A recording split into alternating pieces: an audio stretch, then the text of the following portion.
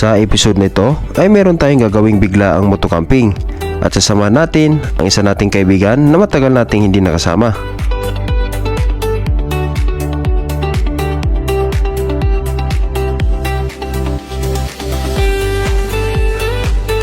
Papasyalan at tutuklasin natin ang mga nakatagong paraiso na meron ang DRT Bulacan.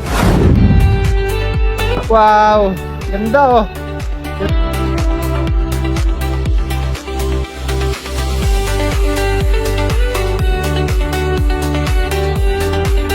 Tara, samahan ninyo kami at magka-camping at hiking adventure tayo at ililibot namin kayo sa mga gandang pasyalan ng DRT Bulacan. Let's go!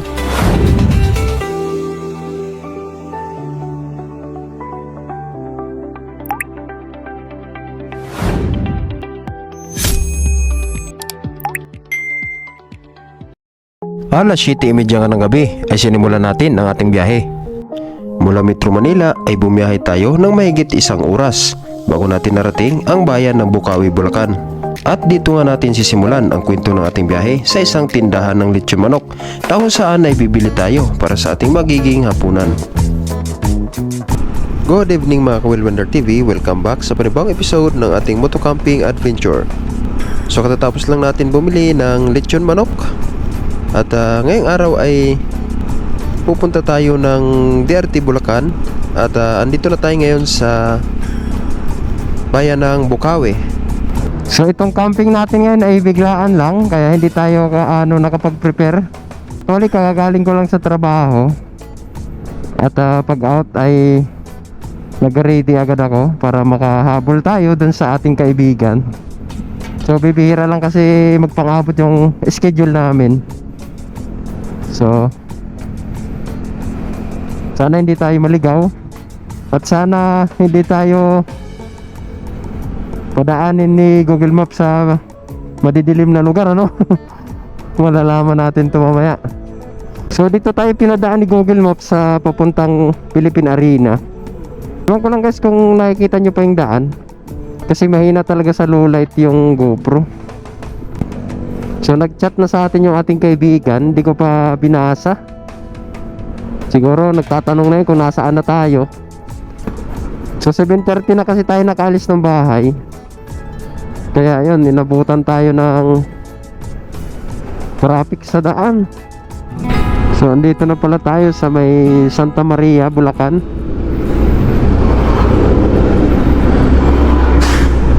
Siguro inaantay na tayo ng ating kaibigan.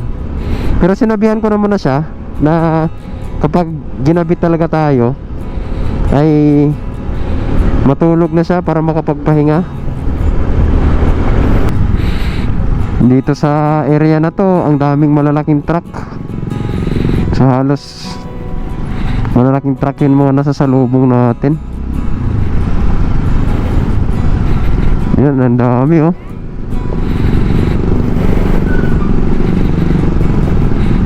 Sana walang ginagawang daan dito para hindi tayo maipit sa traffic.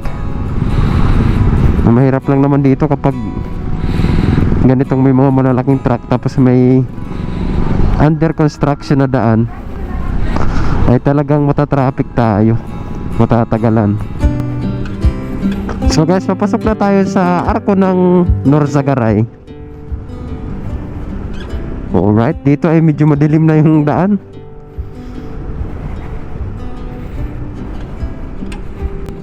Pero ang kinagandahan pag ganitong oras ka bumiyahe, napakaluwag na ng daan, wala nang traffic, dire-diretso na yung biyahe. At nang marating natin ang barangay Matiktik sa Norzagaray, Bulacan, ay padilim ng padilim na ang kalsadahan na ating dinadaanan. So andito na nga tayo sa barangay Matiktik. Lakas ng hangin dito. Paakyat kasi tayo ng paakyat eh. At habang paakyat nga tayo ng kabundukan ay dito na nawala ng signal at hindi na natin magamit pa ang ating mapa. Kaya ito ang dahilan kung bakit tayo naligaw at hirap natin mahanap ang ating spot. Napakadilim na dito. Wala nang mga bahay. Ang lakas ng ilaw natin oh. Yun, may street light dito. Alam ko dito tayo kakaliwa eh.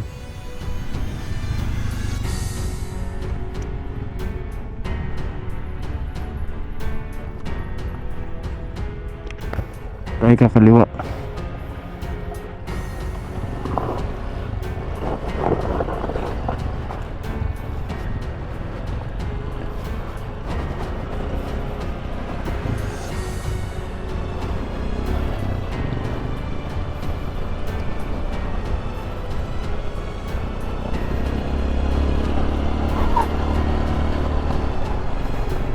Sa hangin dito. Dito talaga literal na walang mga bahay.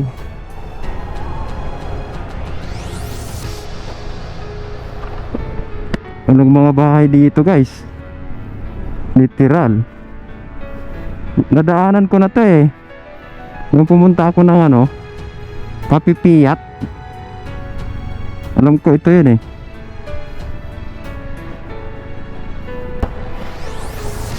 Lamig dito. Sa hangin.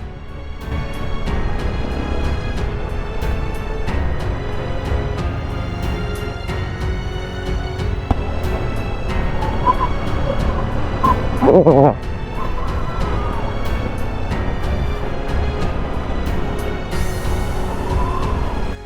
So dito ay may mga kabahayan na.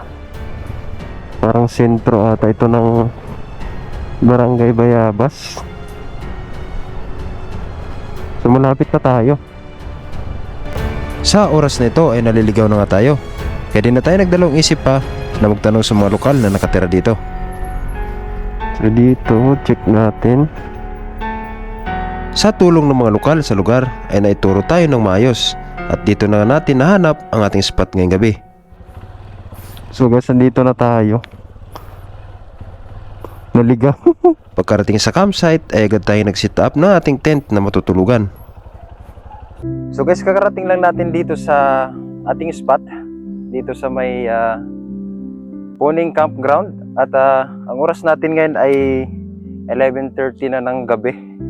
Nabutan tayo ng ganitong oras So magsiset up muna tayo ng ating tent.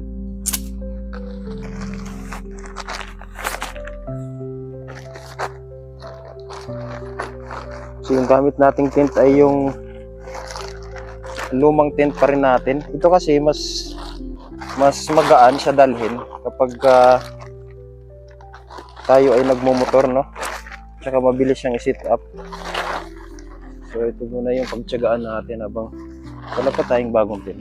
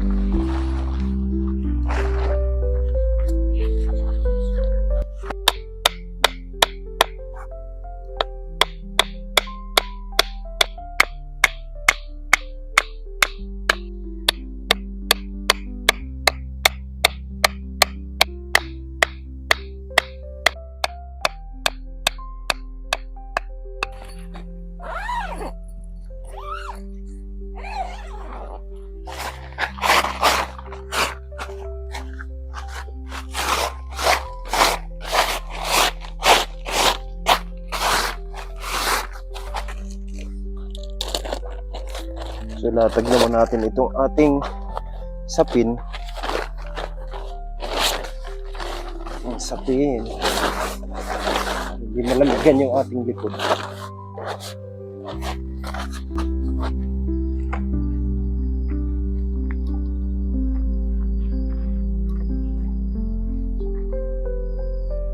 So guys, matutulog na tayo at oras na rin para tayo ay magpahinga. At sobrang napagod tayo kanina sa ating ginawang biyahe. Gawa ng galing tayo ng trabaho So, good night sa inyong lahat. At kita-kita tayo bukas.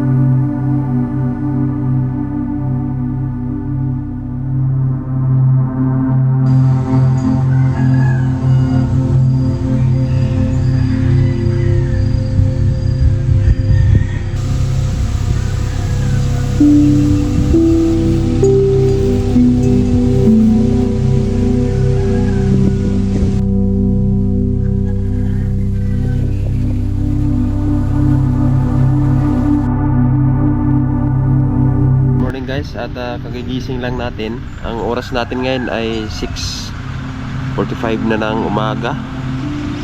At papakita ko sa inyo ang tinulugan natin kagabi. Yun yung setup natin. So yung kasama natin ay tulog pa.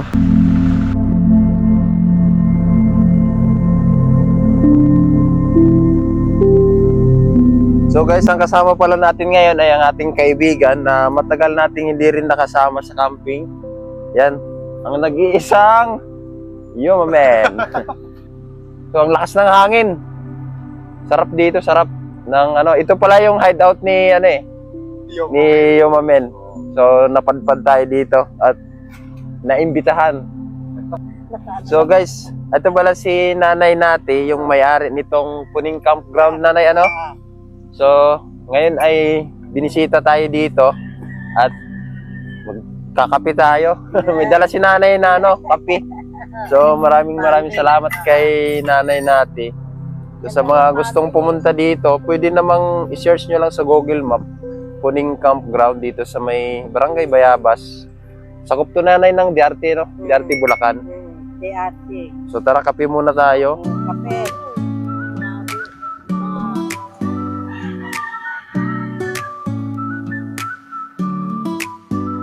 Morning sun feels like gold, cool breeze stories untold.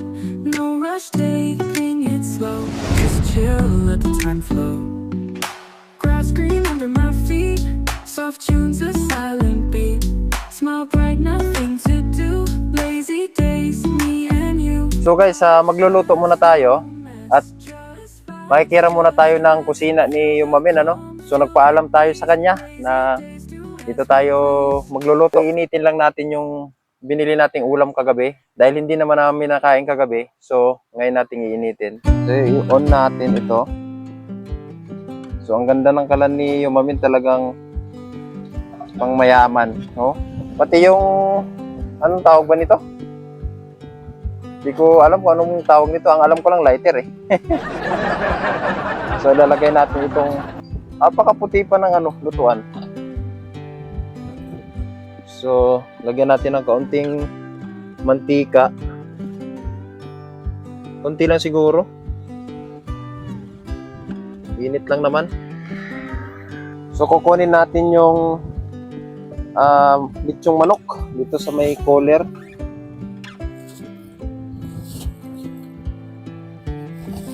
Binili natin dun sa may daan kagabi. Lalaki pala nito. Ano? Wait lang.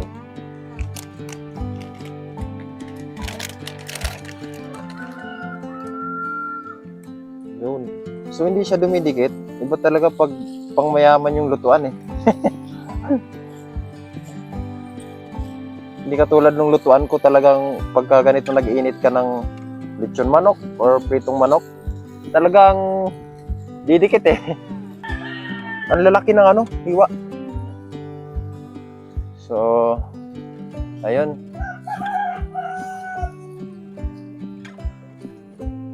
Gamitin lang natin to. Tsaka meron pala akong nabiling Paris kagabi. Patikim natin sa ating kaibigan yung binili nating Paris. Sarap yun. So ang sarap pala sa feeling kapag meron kang ganitong setup. Meron kang sasakyan tapos ganito kagandang kusina. So pangarap kong magkaganito. Mangungutang muna tayo sa Bombay. So guys, ang oras natin ngayon ay 10:30 na ng umaga at kakain na kami ni Yumamen. Siguro ito na yung almusal at tanghalian namin. So pagsasabay na namin dahil nagtitipid kami. Wala kaming budget guys. So right, kain muna tayo I see the spark in your eyes, burning bright, no disguise, holding tight to the dream. Keep the light, let it gleam.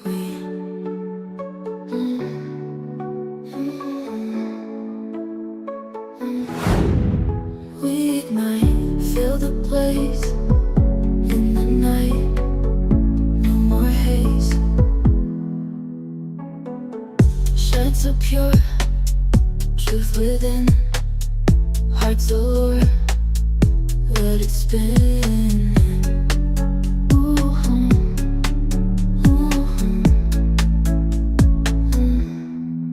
We ignite, feel the place in the night. No more haze. So guys, meron tayong papakita sa inyo na isang upuan. At bigay pala ito ng ating kaibigan na si Yumamen. So kapatid, maraming salamat sa binigay mong upuan. At yung luma nating upuan ay talagang pasira na. So thank you. At ipapakita ko sa inyo kung gaano kasulid ito.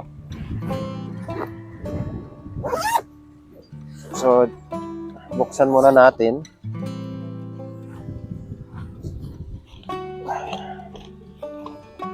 At napakakapal ng tela niya. Maganda yung quality. Ganito pala yon. Yan. So tatry natin kung komportable ba siyang gamitin. Sa palagay ko ay talagang komportable to kasi quality yung yung mismong tela niya, makapal. Hindi siya basta-bastang mapupunit. So ito yung bago, ito yung luma. So itatapon na ba natin to? Hindi, itatago pa rin natin to kasi may memories tayong nabuo dito sa upuan na to. So kahit na meron na tayong bagong magagamit ay tatago pa rin natin, di ba? So, dyan na ka muna. Itatry ko lang. Oh, ganda. Komportable nga. So, thank you. Ngayon naman ay mag-uurong na tayo. So, dito pala ay napaka lakas ng tubig, oh. So, kapag pinol mo yung talagang sumitiri.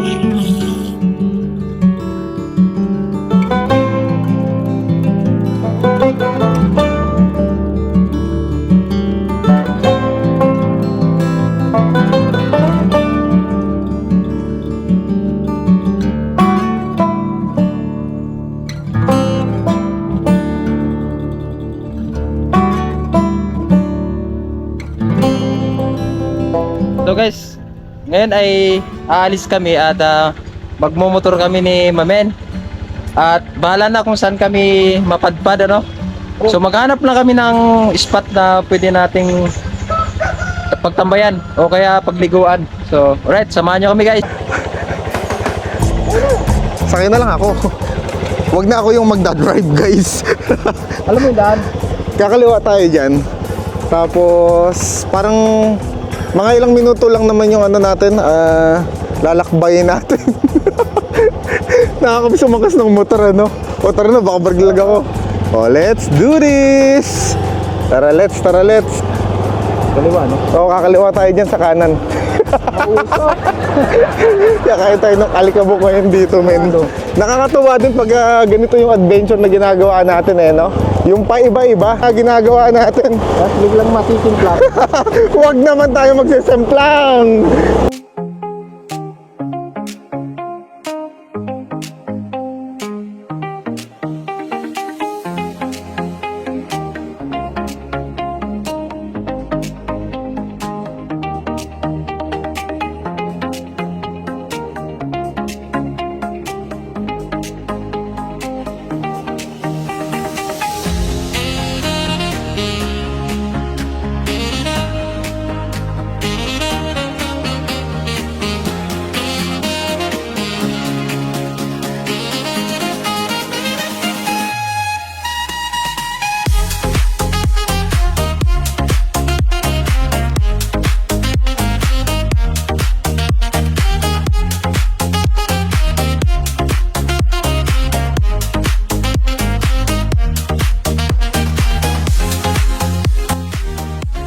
So guys, kasalukuyan kaming naglalakad ngayon at iniwan namin yung motor dun sa itaas kasi bawal palang ibaba yung motor. Tsaka hindi naman talaga kaya ng motor.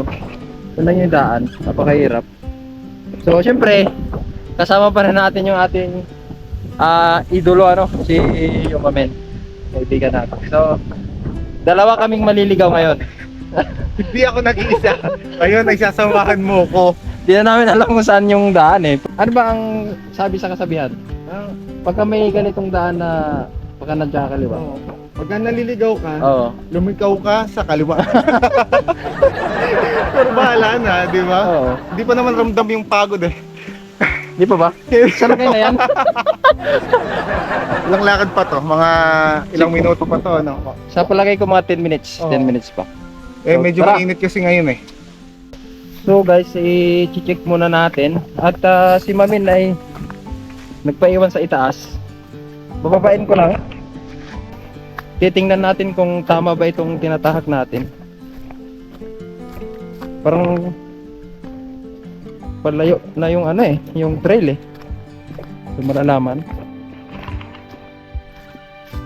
So dito ay may naririnig na akong agos ng tubig. Ayun, dito nga positive. So balikan na lang natin si Mamen.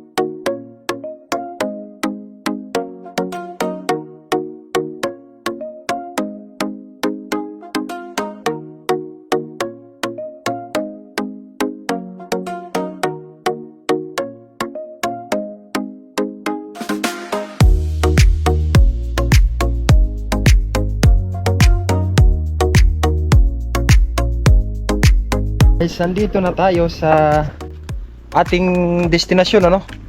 So dito ay may mga CR, meron ding mga kubo. So ipapakita ko sa inyo kung gaano kaganda yung ilog dito. Sigurado akong malina yung ilog ngayon gawa ng tag-init. Lumalabo lang naman talaga yung ilog kapag tag-ulan. Baba tayo. Ganda pala dito. So noon itong Tumutulo Falls, nadadaanan lang pala natin to. Hindi natin sinubukang tingnan o puntahan, ano. So napakaganda pala dito talaga. Ayan guys, papakita ko sa inyo ha. Oh, di ba? Wow, ganda dito. Ayun. Ayun, hanggang dun. Ang lawak. Hanggang dun sa dulo. So ayan yun. Ito yan, naglalaba oh. Talagang anli tubig dito guys. So yung kasama natin. Oh! So guys, ito na yung mismo yung ano, yung Tumutulo Falls, ano. So ngayon ay medyo mahina yung tubig gawa ng tag-init ngayon. So siguro pagka medyo nag-uulan-ulan, ano, medyo lalakas siguro to. Ganda dito, sobra. Parang nasa ano tayo, sa Tinipak River. Yun yung vibes dito. So dito sa may taas mismo ng Tumutulo Falls ay merong napakalaking ano, bato, ayun, no? Padir talaga siya, as in padir na bato. Grabe, tingnan nyo guys kung gaano kalaki yan. So sa camera natin, hindi gaanong mahalata na malaki, pero literal talaga siyang malaki sa personal. Tapos yan yung pinaka-ilog, oh. Wow, di ba? Napakasulit dito guys. So pwede nyo rin puntahan to pagka nagawi kayo dito sa parting ERT. Yun yung pagkalikang spot na ito. So, solid. Saka napakalamig ng tubig. Woo! Solid dito guys. Ayan o. Dito sa area na to ay napakaraming rock formation pa rin. So, may hahambing siya sa ano, sa may Tinipak River, sa may Daraitan, Tanay Rizal. Ganito yung spot. Wow! Ganda oh. Tignan nyo naman guys.